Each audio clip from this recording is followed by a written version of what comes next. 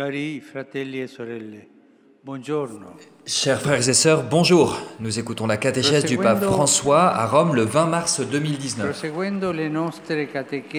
Nous poursuivons nos catéchèses sur le Notre Père et aujourd'hui, nous nous arrêtons à la troisième demande, que ta volonté soit faite. Il nous faut lire cette demande en unité avec les deux autres demandes, que ton règne vienne, que ton nom soit sanctifié. Elles forment un unique triptyque, que ton nom soit sanctifié, que ton règne vienne, que ta volonté soit faite. Et aujourd'hui, nous parlerons donc de la troisième demande. Avant que ce soit l'homme qui s'occupe du monde, il y a le soin infatigable de Dieu vis-à-vis du monde et de l'homme. Toute cette inversion de perspective.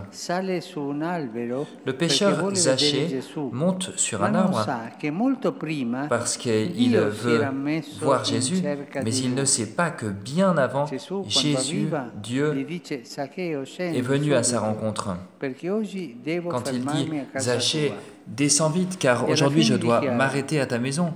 Et à la fin, il déclare « Le Fils de l'homme est venu à rechercher et à sauver ceux qui étaient perdus ». Voilà la volonté de Dieu. Voilà cette volonté dont nous prions pour qu'elle soit faite. Quelle est la volonté de Dieu incarnée en Jésus? C'est de chercher et sauver ceux qui est perdu. Et nous, dans la prière, nous demandons que la recherche de Dieu arrive à son terme, que son dessein universel de salut s'accomplisse, tout d'abord en chacun d'entre nous, et ensuite dans le monde entier. Est-ce que vous avez déjà réfléchi à ce que ça voulait dire que Dieu soit à ma recherche? Chacun de nous peut dire, mais Dieu est parti à ma recherche? Oui, il est parti à ta recherche, il te cherche, chacun personnellement. Dieu est tellement grand, il y a un tel amour derrière tout cela. Dieu n'est pas ambigu, il ne se cache pas derrière des énigmes, il n'a pas planifié l'avenir du monde de manière indéchiffrable. Non, Dieu est clair. Si nous ne le comprenons pas, nous risquons de ne pas comprendre le sens de cette troisième expression du Notre Père. En effet, la Bible est pleine d'expressions qui nous racontent la volonté positive de Dieu vis-à-vis du monde. Et dans le catéchisme de l'Église catholique, nous trouvons un recueil de citations qui témoignent de cette volonté divine fidèle et patiente. Saint Paul, dans la première lettre à Timothée, écrit « Dieu veut que tous les hommes soient sauvés et parviennent à la pleine connaissance de la vérité. » Sans l'ombre d'un doute, c'est là la volonté de Dieu, le salut de l'homme, des hommes, de chacun d'entre nous. Dieu, par son amour, Dieu avec son amour, frappe à la porte de notre cœur. Pourquoi? Eh bien pour nous attirer à lui et nous faire avancer sur le chemin du salut. Dieu nous est proche par son amour, pour nous tenir par la main jusqu'au salut. Et il y a beaucoup d'amour derrière cela.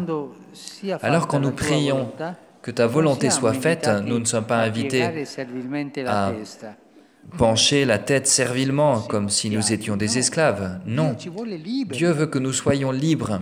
Et c'est son amour qui nous libère. Le Notre Père est en effet la prière des enfants, non pas la prière des esclaves.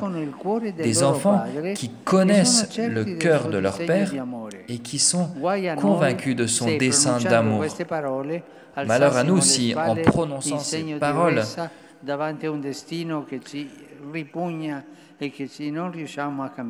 nous haussions la tête, nous levions les épaules face à un destin qui nous répugne et que nous n'arrivons pas à changer. Au contraire, c'est une prière pleine d'une confiance ardente en Dieu qui veut pour nous le bien, la vie, le salut. Une prière courageuse, combative même, car il y a dans le monde trop de réalités qui ne suivent pas le plan de Dieu. Nous les connaissons toutes, ces réalités. En paraphrasant le prophète Isaïe, nous pourrions dire: ici, Père, il y a aussi la guerre, la prévarication, l'exploitation, mais nous savons que toi tu veux notre bien et alors nous te demandons que ta volonté soit faite. Seigneur, change les plans du monde, transforme les épées,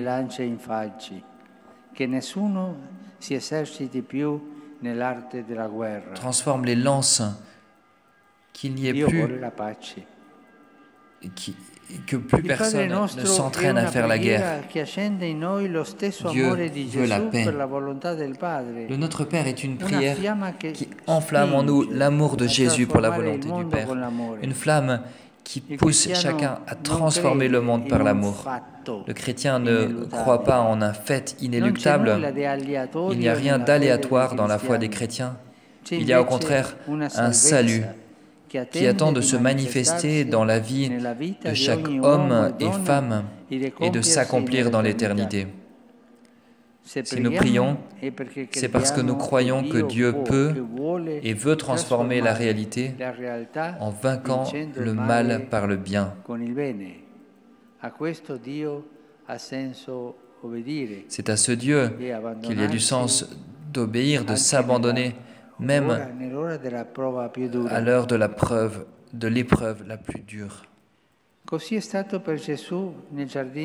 Voilà ce qu'a vécu Jésus au jardin de Gethsémani, quand il a fait l'expérience de l'angoisse et qu'il a prié « Père, si tu le veux, éloigne de moi cette coupe, mais non pas ma volonté, mais ta volonté, que ta volonté se fasse. »